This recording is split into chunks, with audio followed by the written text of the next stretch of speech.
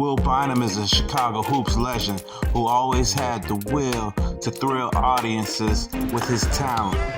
He had amazing athletic ability for a guy under 6 foot, and his road to the NBA was not easy as he overachieved and had a tough climb to the league. His story started on January 4th, 1983 in the city of point guards, Chicago. He developed a reputation even before high school, but where he was known was at Crane High School on the city's west side. He played for the legendary coach Anthony Longstreet, and he became the Chicago Public Player of the Year in 2001 and a first-team All-State selection.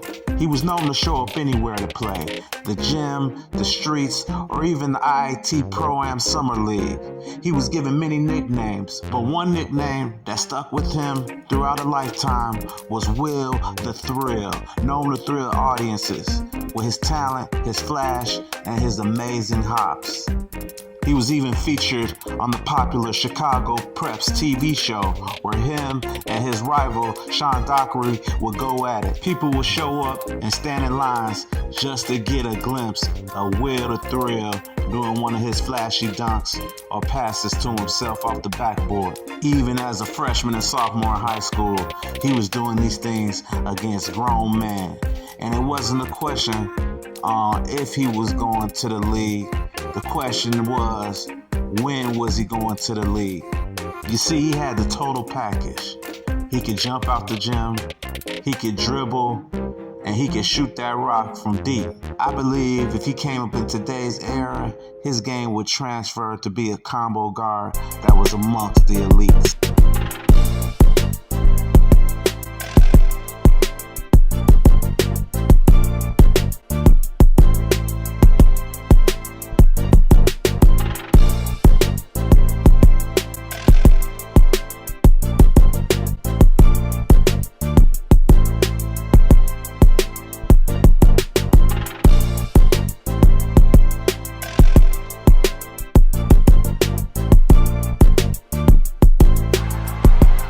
He had that dog in him, and he decided to take his talents to Arizona, but he had to transfer as he wasn't getting enough playing time and scoring enough points.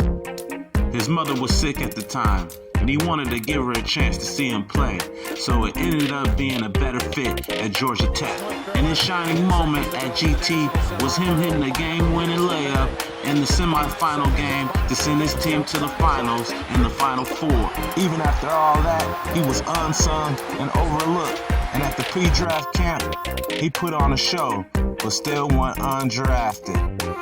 After doing summer league with the Boston Celtics, he became one of the earliest guys in the G League, aka D League. Eventually, he got a 10-day contract with the Warriors, but ended up getting waived at the end of the season. He ended up going overseas to play in Tel Aviv, Israel, but not before going through a drama that would change his life drastically. Fleeing the nightclub after some stabbings, he ended up hitting a 22-year-old man, and the cops were gonna hold him in custody until they found out that he was justified in fleeing the scene. And although those were some dark times for Bynum, he still found himself a way to will himself back to the NBA. He showed out in the 2008 Summer League and found himself worthy of a spot on the roster for the regular season. And he did some things that no other Piston player has ever done, like score a franchise record 26 points in the fourth quarter in a game against the Bobcats with a memorable dunk over Tyson Chandler.